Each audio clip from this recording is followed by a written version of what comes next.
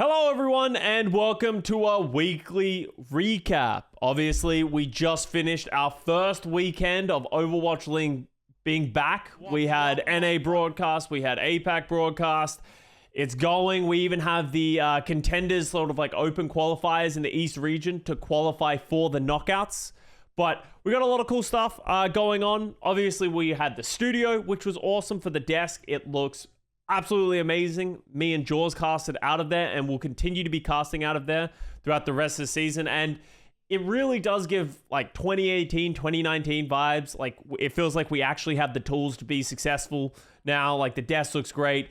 We have, telestrators. We got videos. We got a lot of production quality. It was great for me and Jaws to be able to cast in the studio. It just makes it a million times easier. So there's a lot of cool things that are going on for this year. Viewership's up. We got great drop programs. So everything is on the up and up for the Overwatch League. So let's just keep enjoying that, riding the high, and talk about all the things going on.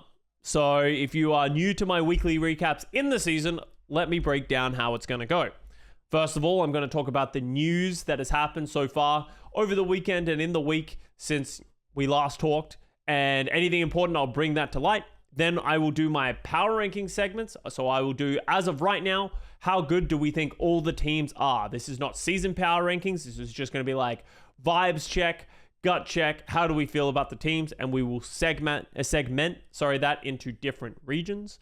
And then obviously we have our Pickems that we got to do for the upcoming weekend. And we'll also talk about a bunch of the matches that happened over the weekend and sort of talk about the good ones, the bad ones, and which ones you should and shouldn't watch. Let's do it.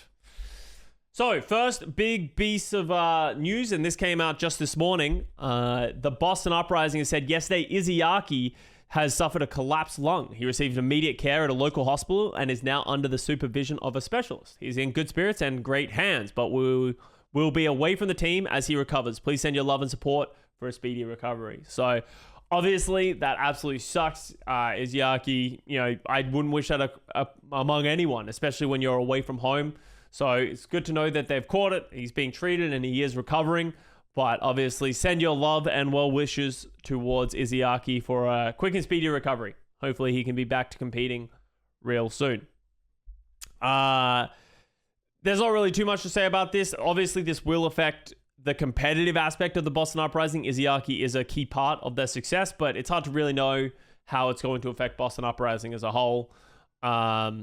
We know that they have the substitutions. They still have Lee Jae-gun. They still have Twilight. They'll be fine, but it could hurt them in the short term.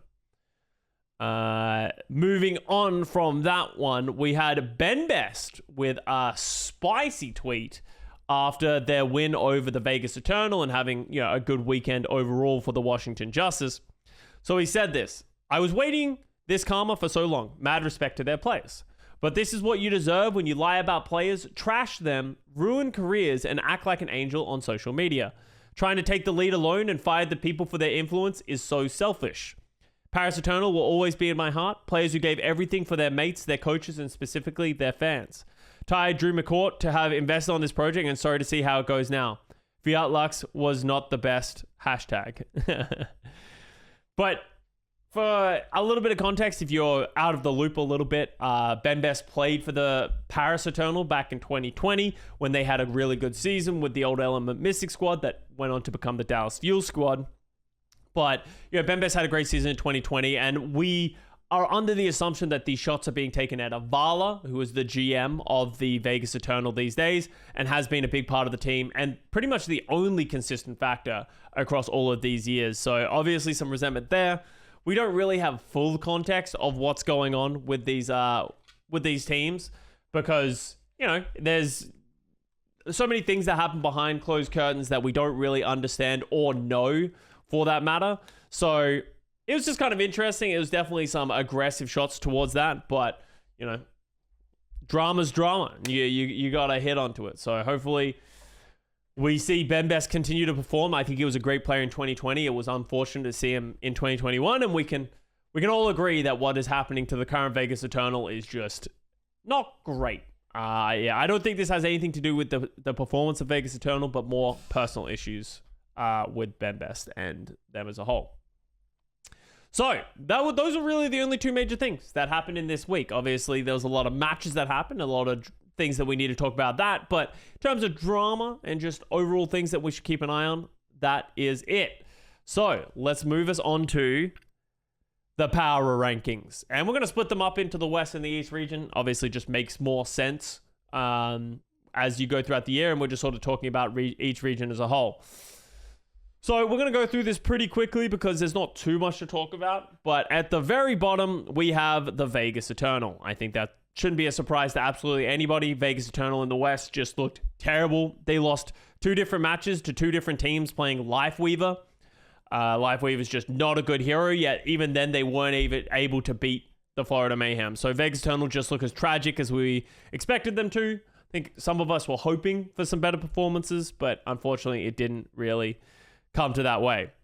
I'm going to have a tier break, and I'm just going to put the Valiant because I think that's how tragic I think the Vegas Eternal are. I think there is that tier break. Valiant have some upsides. I think they were playing somewhat well. Croy was having some good performances. I like the way that they're playing the game, playing to their strengths. So, honestly, I think the Valiant go in the tier above, but they definitely do not go further than whatever that is. That's 12 in the West.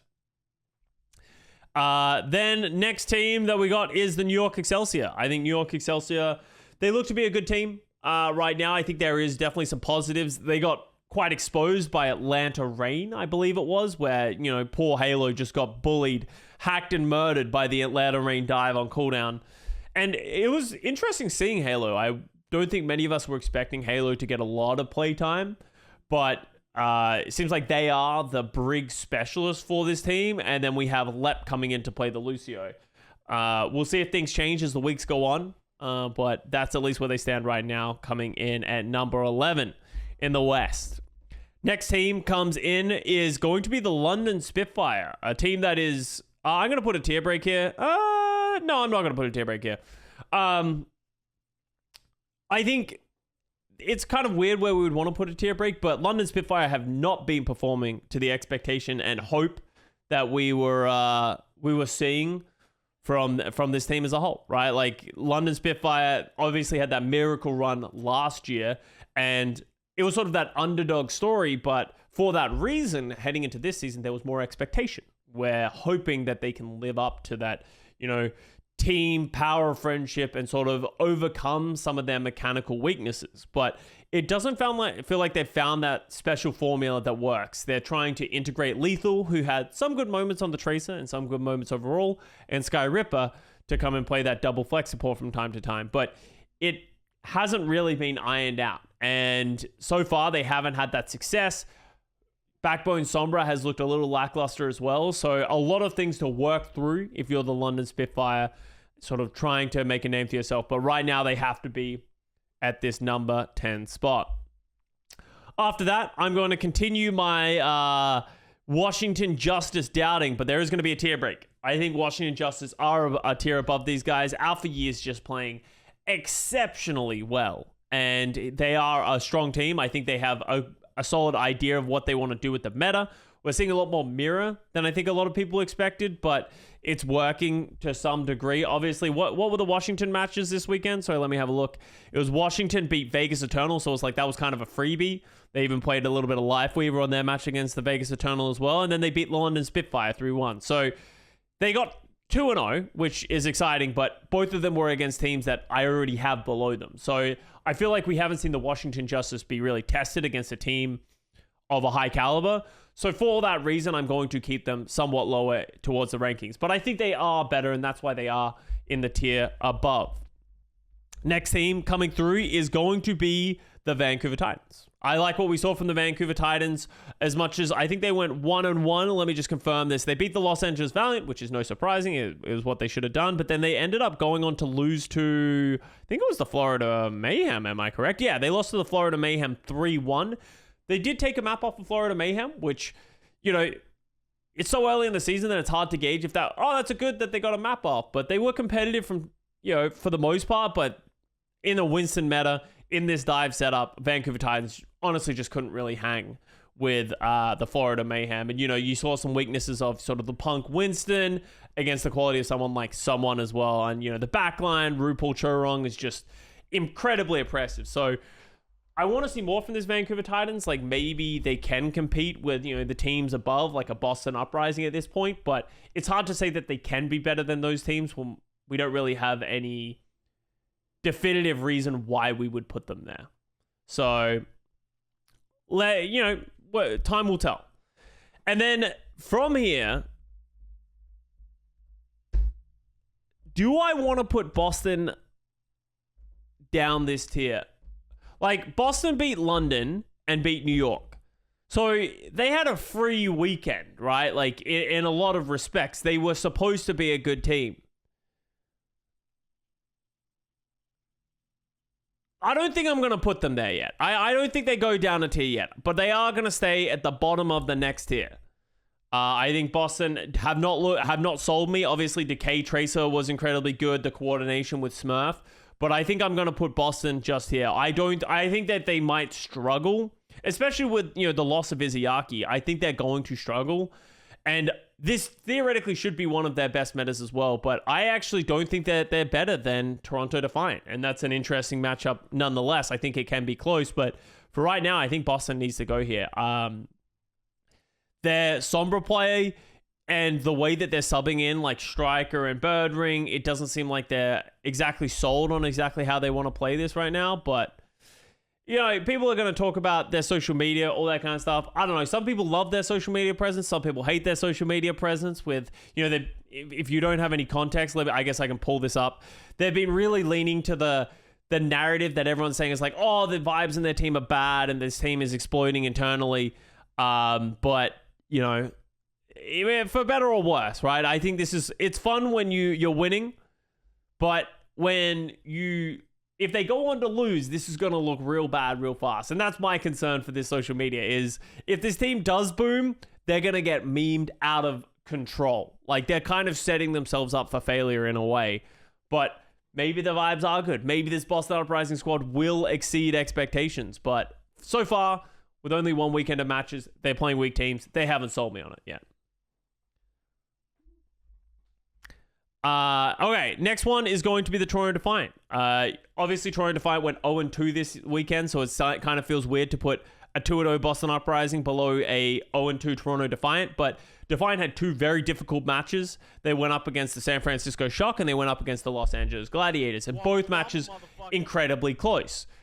Defiant theoretically and probably should have beaten the San Francisco Shock. It felt like they were in control in some of those maps, and it felt like they shouldn't have fumbled this, but, you know, that's just the way it's going to be, right? Like, that's, you know, what happens. And Toronto needs to prove that they can get over the hump against these top tier teams. They need to be clutch enough to be able to close out these types of series.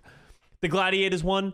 Toronto were just not able to deal with the aggressive nature of the Gladiators dive. Like, honestly, the dive of, you know, Lastro throwing the nade, Dante following through, the hack coming out from Yaki, Kevsta being able to follow up. The backline had a really tough time for the Toronto Defiant, specifically OG on the Brig and the Lucio was just getting caught a lot, which is expected when the opposition team's entire strategy is to kill him, but they need to find a way to be able to sort of match that. I feel like they did a good job of, like, negating the Babel effect as the series went on and sort of like finding who to punish and sort of answering back with their own aggression. But there was some good looks from Toronto.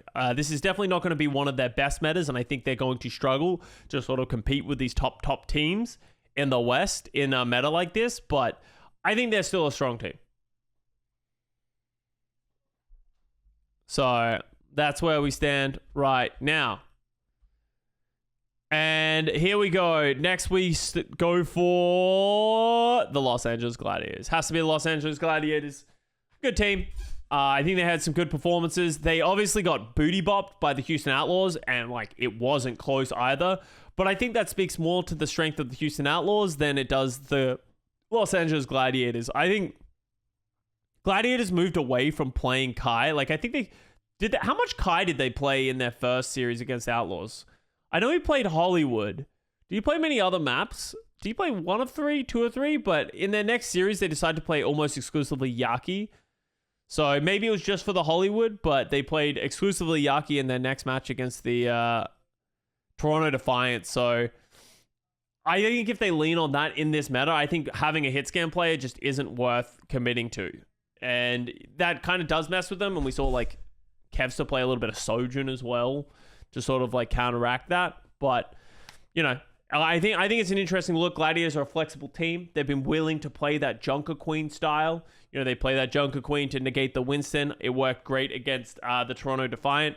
So they have different looks, and I like that flexibility from the Gladiators, but it hasn't looked seamless. And I think there have been some moments where it hasn't looked that, you know, that optimal, especially when you look at how good the rest of his top 4 is.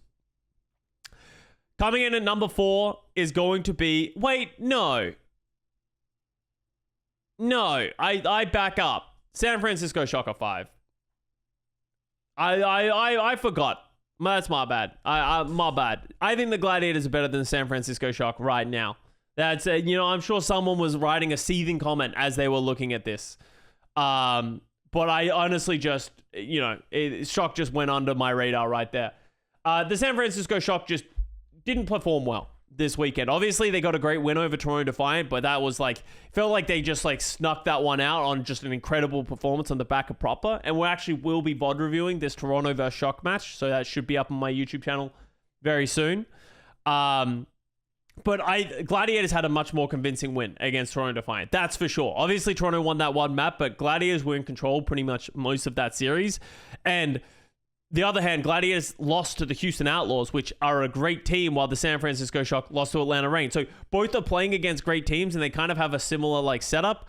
But I think the Gladiators looked better doing it, if that makes any sense at all, right? So it could go either way, but for right now, in my heart of heart, I'm not sold on the San Francisco Shock team right now. We saw it in the Prime. They limited practice.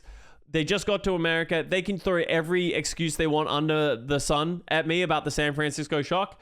Doesn't matter. Right now, I have more confidence in the Gladiators and the way that they're playing the game.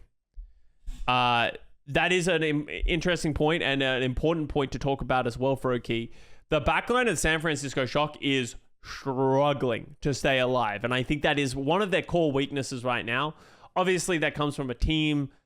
The rest of the team needs to support them, but Vindame and Finn had a lot of deaths in that series, and they need to find a way to keep those guys alive, and those guys need to find a way to play and stay alive. You know, I think I remember someone posted the stats that I talked about on my stream after that match, and then someone comments of like, oh, the team that lost died more, shocking form of events. I'm like, yeah, but maybe if their backline didn't die so much, they would win the game. Like, that's like, the logic just it just makes no sense to me, right? Like, yes, when the Shock are losing, the backline is going to die, but if they can find a way to keep their backline alive and solve that problem to sort of stop Vindime from going down before a lot of these fights are happening and, you know, keep Finn alive, then they will find more success and this team will be better. So, I think the Shock have to stay at 5 below the Los Angeles Gladiators right now. Good Briggs don't do that. Good Briggs deflect that. And that's what happens when you watch a team like the Florida Mayhem. I think the backline of Chorong and RuPaul really show you how you can deflect these Winston players. And it gets more difficult the better quality players you play against. And I don't think we saw Florida play against the best teams. I think they played against Vegas and Vancouver. So they didn't, you know, have to go against the best of the best, but they showed that if you just hit clean whips, if you put a lot of pressure out there, you can like play aggressive, play around your right ultimates. It is a lot easier to keep that backline alive. And Florida Mayhem are just a very coordinated team. I love the way that these guys are playing the game. They obviously have a great understanding for like what they want to do, and Merritt is just a ridiculous signing, and I think they're playing quite well in this meta. I'm worried about Florida throughout the entirety of the year. If the meta moves away from Winston, moves away from some of their strengths, there could be some weaknesses there. But for right now, they have to be at number 3. Coming in number 2 is going to be the Houston Outlaws, who just look flawless in a Winston meta. Playing straight to their strengths, they have double flex if they ever need to play it. Violet can play the Brig, Violet can play the Lucio. They can literally just do whatever they want. Fearless at the tip of the spear, playing the Winston. Then you got, you know, Happy showing that he can play that Sombra if he needs to. Pelicans Trace is much improved. Houston Outlaws are just a great team. A great team in this meta and in this setup. And then Atlanta Reign coming in at number 1. we talked about this a little bit on Plat Chat. Until a team is able to show that they can beat the Atlanta, they can beat Atlanta, it's hard to doubt against the quality of their team in a Sombra meta. Lip is just so fucking good at Sombra. The team plays very well around it, and until someone beats them in this Sombra meta, I can't go against them. I think Houston Outlaws would be the best team to push them, and I would love to see that matchup come.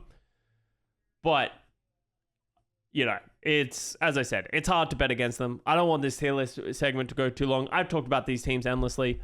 I'm putting Atlanta at number 1.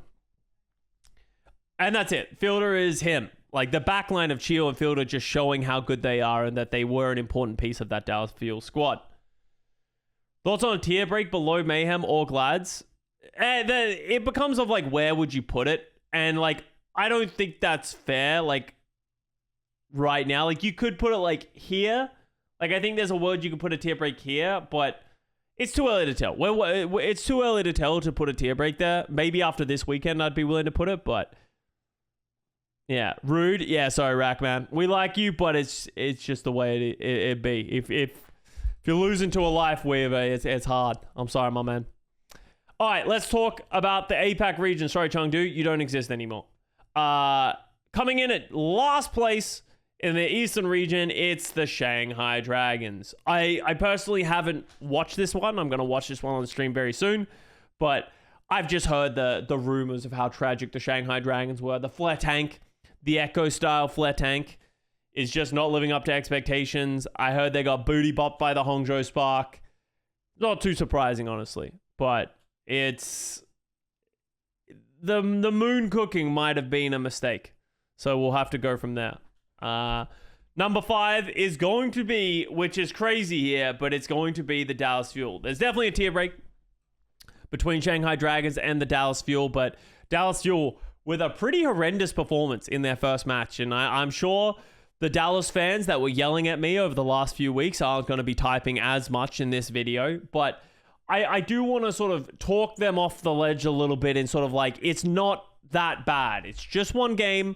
I don't think they played that well. I genuinely believe in Dallas Fuel will find a way to play to their strengths. And it doesn't feel like they are playing to their strengths in the match that we saw. I was expecting them to play like Xayah Reaper or play some Junker Queen. We've seen how that can be effective against the Winston. Like, it just felt like they sort of went down trying to like lose and play things that we knew that they weren't going to be good at.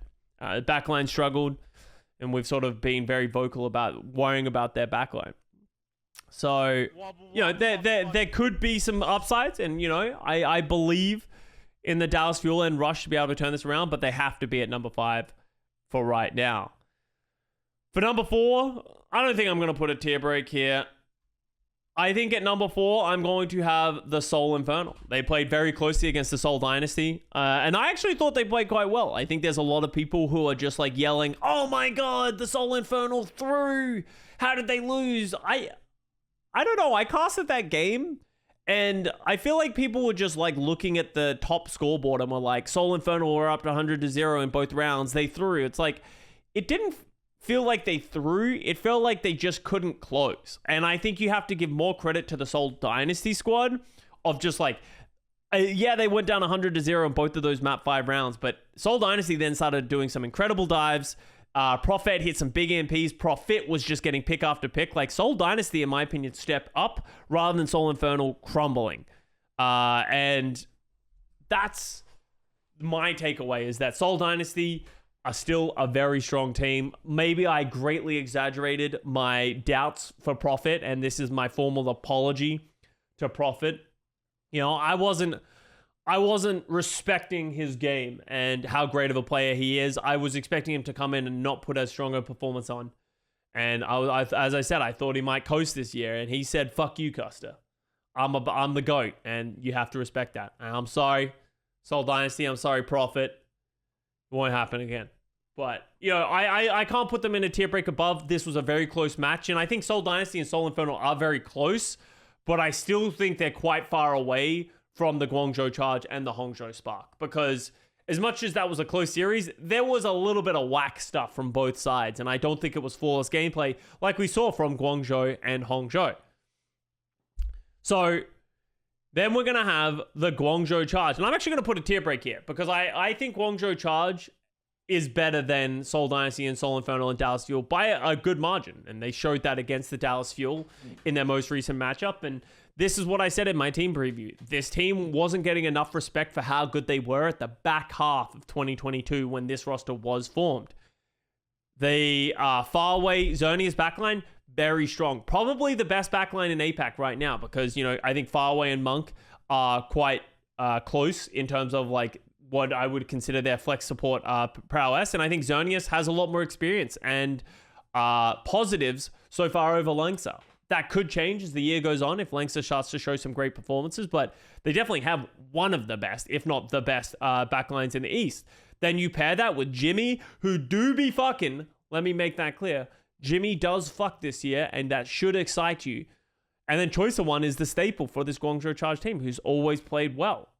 Piggy is just a different player as well. He's lost a ton of weight, he looks great, and he is performing so well, especially on that Winston. I don't think anyone was expecting his Winston to be as good as it was. He diffed Hanbin playing the Sigma as well. Dude, like Piggy, you got to put some respect on this Guangzhou Charge team. And I think that a lot of people are sat up and be like, okay, the Joes are coming to play this year. And with that transition, we go to the top Joe, not you, Chengdu Hunters, you're dead. Oh, that's a tier break. Okay, here we go. Third time's a charm. Okay, Hongzhou Spark come in at number 1. And this isn't really based off of anything we saw this weekend. The Hongzhou Spark just kind of like beat down the Shanghai Dragons. But I think the Shy Leave combo just sort of like everyone's starting to get a little taste for it, a little sample for how strong this team is going to be. They have so much flexibility. We have Gushui, we got 20. There are still those concerns, but I don't know. I'm on the Hongzhou train. It's hard to get off. This will be a banger match when we do see the Joes play. And I believe the Joes are playing, is that this weekend? Yeah, the Joes are playing at 2:30 a.m. on Sunday morning. So that is the Joes. That's the Joe off. So that's going to be the match to watch because honestly, as much as we've talked about the strength of Hongzhou Spark and how good Shy and Leave are, bro, Guangzhou looked to be on a completely different level than anyone anticipated. So it's going to be it's going to be a big match. And that is my power rankings, at least for right now. Can I like get rid of this one? No. That is essentially the end of the power rankings for this weekend, just this far. Even better than I thought. Yeah, I know. Who would have thought? But that's it for the power rankings. So let's get our Pickems going so we can close up this recap. So obviously, these, oh God, my fucking crystal ball Dallas Fuel ain't looking so hot anymore. Oh God, San Francisco. Oh God. Look away. But yeah, let's sort of recap some of the matches and do our Pickems. We talked about the Toronto Shock match. I think that was an interesting one. Washington beating London was sort of our first sort of glimpse at, you know, London's weaknesses. And Alfie just went sicko mode, and he needs to be the player that you're excited about for the Washington Justice. Florida Mayhem and Vancouver Titans had an interesting match. I think Vancouver played closer to Florida than some people were expecting, and I think you need to put some respect on this map win. I think it means a lot. And you can't just scoff past it. Atlanta Reign beat down the New York Excelsior just on the back of great Lip Sombra gameplay. Houston destroyed the Los Angeles Gladiators with just a much superior Winston dive. I wonder if Gladiators will play some Junker Queen against top teams like this in the future. Valiant lost to the Vancouver Titans. That match was closer than the 3-0 suggests. This isn't like a beatdown. I think Valiant had some positive moments, but definitely not as good as Vancouver Titans. Washington Justice beat the Eternal. Unfortunately, wasn't a great performance by Eternal. Houston beat the Valiant. That's kind of hard one to win if you're the Valiant. Boston Uprising beat the New York Excelsior. Another match that was closer than the 3-0 suggests. I think New York showed some signs of life, and Boston sort of, you know, holding on. Atlanta Reign versus San Francisco Shock. Atlanta putting Shock in their rightful place. Shock just not able to keep tempo with how good this Atlanta Reign squad was. Florida Mayhem disrespected the Vegas Eternal by winning, even playing Lifeweaver. Boston better than London Spitfire, but did lose a map, and I think there was some upside for that London Spitfire team, especially from, you know, the Lethal Tracer. Then the Los Angeles Gladiators Won against the Toronto Defiant with just better dives than Toronto, and Toronto showing they're not that comfortable in this meta right now. You preded Spitfire over Boston. Also, I feel like some teams need to just come to terms with what they should play against strong opponents. Huddy should not have played Monkey versus Smurf. You guys act as if you're like, I think there's a lot of, sorry, let's not just say you guys. A lot of people act like, why don't they just play Reinhardt? You know, we know how good they are at Reinhardt. Like, it's not as simple as that. And I'm sure if London have tried and have unsuccessfully tried to play other things, like, what do we think the counters are to Boston's setup? Like, Junker Queen? Like, is London that good at a Junker Queen setup? Like, is there any, like, easy cheese strat to London going up against Boston? We don't know. Like, and it can be difficult. And one of the reasons I went for London in this Boston setup is I thought that they were going to play something interesting and something different as well. I thought that, you know, we were talking about APAC and the East playing some different things, working against the Winston. You know, maybe you could play some Junker Queen. Maybe there's like a Ryan rush that you could make. And I thought if they made it onto push, if they made it onto control, they'd be able to match. But as you said, London really just mirroring the Winston. If I knew that going into the series, I wouldn't have preded London. And I was kind of riding off of a high. I would have changed this pred if I had paid attention after I saw them play against Washington, but I didn't. So I pred all at once and then I just let it ride.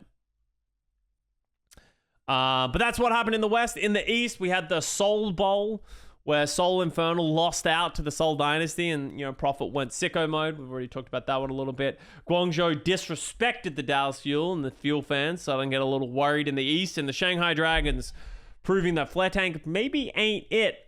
And the Hangzhou Spark playing quite well. So let's go on to this weekend. What do we got? We only got 3 match days, 3 matches, 3 match days. New York Excelsior versus the Toronto Defiant. I think Toronto Defiant 3-0.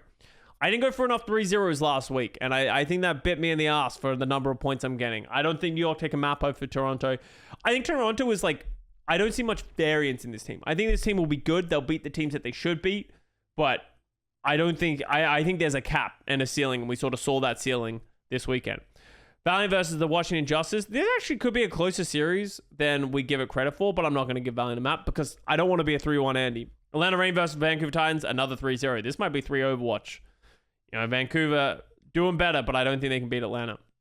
New York Excelsior versus Los Angeles Valiant. Double points.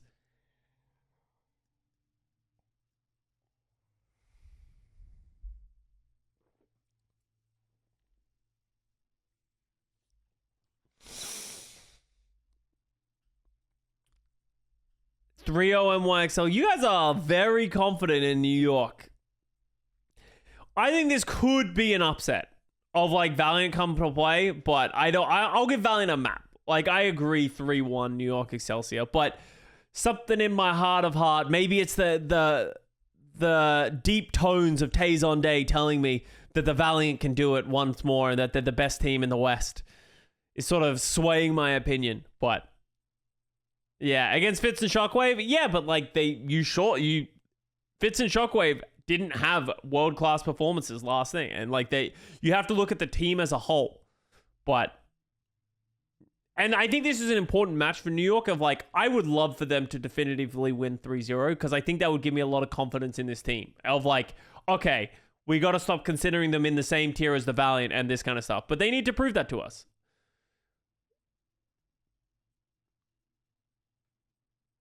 Boston Uprising versus the Washington Justice. With no Izayaki.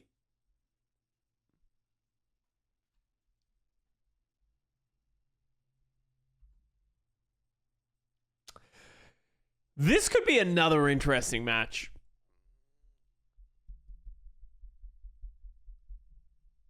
(3-1) Twilight greater than Izayaki, yeah. Maybe it means they won't sub out Twilight, so they'll just play him. I'm gonna go 3-2. I think Boston's gonna be close. But I'm a Boston doubter. I'm going 3-2 Boston. How's Twilight Zen? It literally used to be one of the best in the world. He played Zenyatta and Goats for the Vancouver Titans when they were unstoppable. But just found I'm going 3-1 Boston. Yeah, I think the 3-2 is going to be the surprising aspect, but I don't think Washington have enough to win. I also don't think they're going to play Zen. Like, they're not going to play Zen. Yeah, the fear is that Lee Jae-gon will be in 100% of the time, and Lee Jae-gon's been doing a little bit of Lee Jae feeding lately. So I'm a little worried about that, of like they just have to rely on Lee Jae-gon to play all the time. But I think Boston will be good, especially with how strong Decay is playing. I guess this is also a grudge match as well for the Boston Uprising versus Washington Justice. Maybe Decay will feel slighted and go absolutely ballistic. But, and honestly, Decay has been going ballistic lately on the Tracer. His Tracer was incredible and one of the big pieces for Boston Uprising. I want to see Boston social media get ruined. I kind of do as well. I think this would be really funny. Like, this would be... Actually, it would be so poetic if Boston Uprising lost to the Washington Justice. I kind of want this to happen now. I kind of want this to happen. Do I believe in it with my pred? No, I think this is a good way to do it, because if Boston win, then I get points. But then if Boston explodes and loses to Washington Justice, then I just get to enjoy the fallout of that. So honestly, it's a win-win. Alpha Yi gonna destroy Decay? I feel like Decay can match Alpha Yi.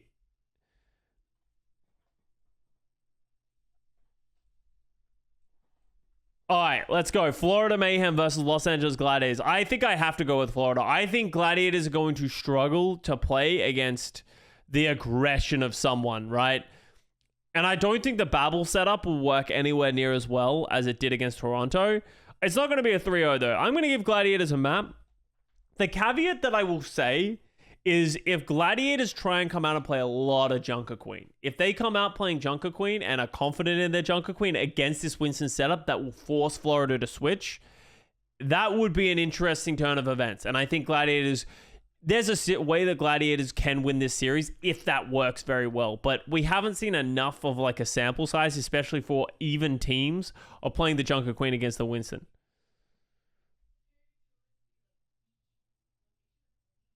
No way they get 3-0. No way. I think we go 3-1. I think we go 3-1. Florida Mayhem. Wow, they played the first match of the next day. Florida Mayhem versus Toronto Defiant.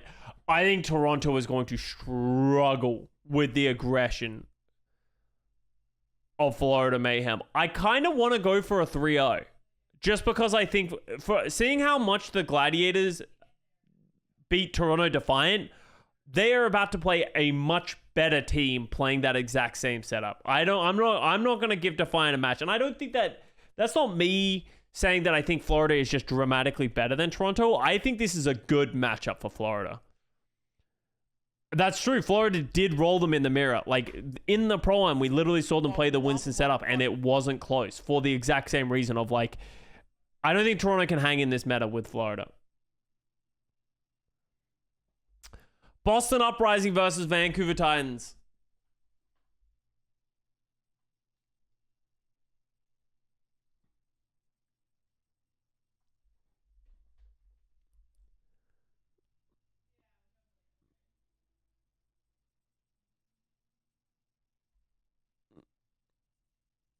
Come on, Punky.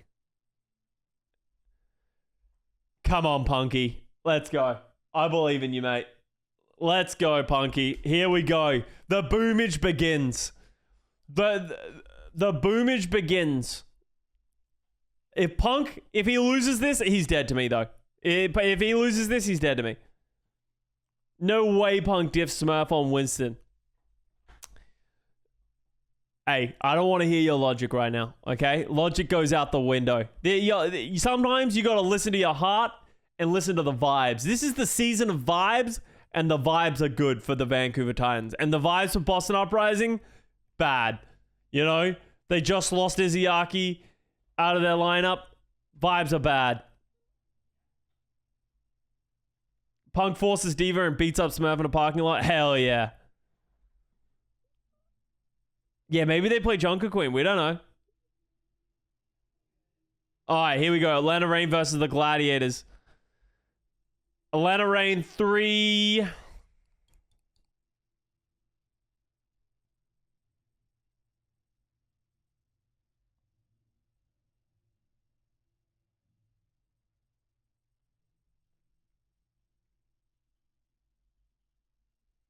I'm going 3-0.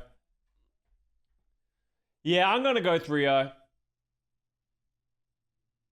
I think the Gladiators got away with it playing that that weird shit, and it sort of caught them off guard. I think we're in a Sombra meta, and I think Gladiators aren't going to match them.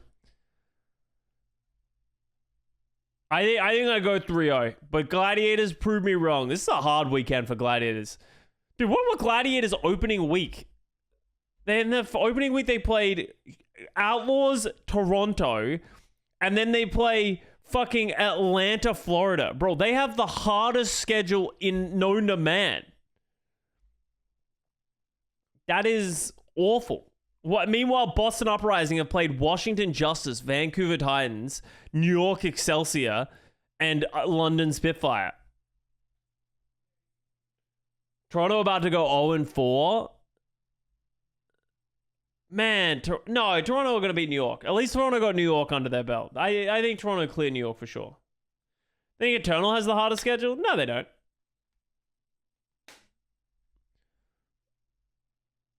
They got to play Washington. Like they played Washington, which isn't like super hard, and then they play Shock, and then they play. Oh wait, no, I'm looking at the wrong team. Then they play New York, and then they play London. No, what the fuck? Vegas are chilling. I guess, as you said, every team is hard for Eternal, but you can't say they have a hard schedule. Wait, let me make sure I submit these. So we also got to do APAC. We got a bunch of games happening in APAC this weekend. Hangzhou Spark versus Dallas Fuel. Sorry, Dallas fans. At least I have a leg to stand on. Now when I disrespect the Dallas Fuel, I just realized you guys can't see this.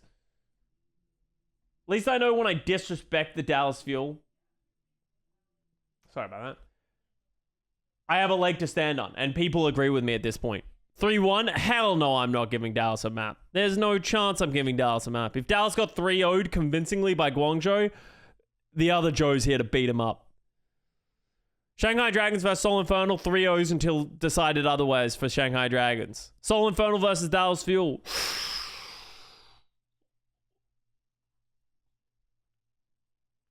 I think I gotta go for Soul Infernal.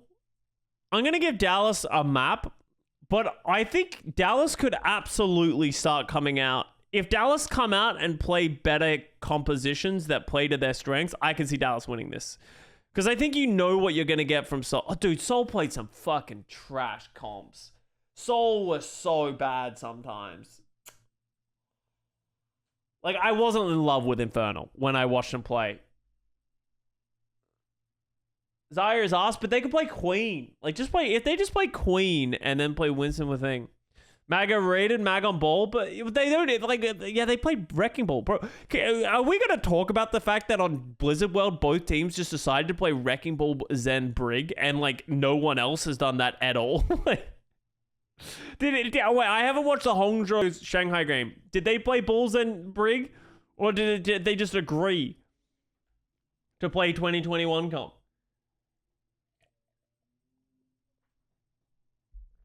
Screaming the attendees teams? Fucking hell. Cooking together in the back. Alright, Dallas fans. Alright, here's what I'm going to do. I'm going to pred Dallas 3-2, okay? But because I'm doing this, I need you guys to back off, okay?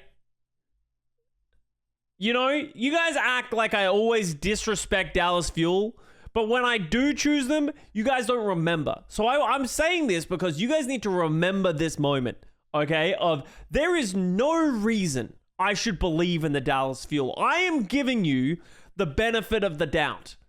I am trusting Rush. I am trusting Hanbin that they will get their shit together. They will put it in a nice little pile and they will work it the fuck out, okay? Here's the thing. I can take Soul Infernal hate because Soul Infernal fans just hate themselves at this point because they're just built off the Philadelphia Fusion. So I can take that. But Dallas fans, remember. So if Dallas loses this will be a moment. Guangzhou Charge versus the Seoul Dynasty. I'll give Seoul a map, and that's going to be the profit factor. But I think Guangzhou just the better team right now. I think the Seoul Dynasty, as I said, Seoul Inferno's Seoul Dynasty was a great match to watch, but it wasn't clean. And there was some questionable choices made by both teams.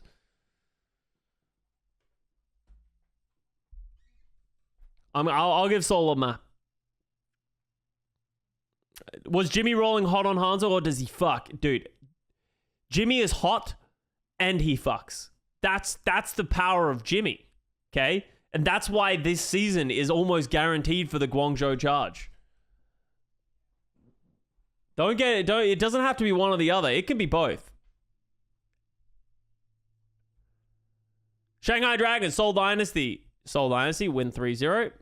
And Hangzhou Spark versus Guangzhou 3-2. This better be a 3-2 banger. I'm going for Hangzhou because I believe in the Shy Leave duo. I think it's going to be so good, and I think they're going to be able to match Guangzhou, especially if, Gushwei is just able to play that Winston, and then they can put sub 20 in to play like Sigma or shit like that if they go to the map. Like, I think this is a pretty good meta for Hangzhou, so I'm going to go for Hangzhou, but I hope it's a map 5 banger. I'll never believe in the Spark, they're cursed. And that is, I think, the mentality that needs to be broken. People are acting like Hangzhou Spark is the same thing it's been in the past, and it's not. They got rid of Changun. They got rid of all the pieces that made them. They don't have a mixed roster anymore. They don't have a 12-player roster for absolutely no fucking reason, right? Like, they're a completely... Other than Shy and Gushwei, this is essentially a completely new team, right? And if you were building a team off of the pieces of Hangzhou Spark, those are the pieces that you would retain.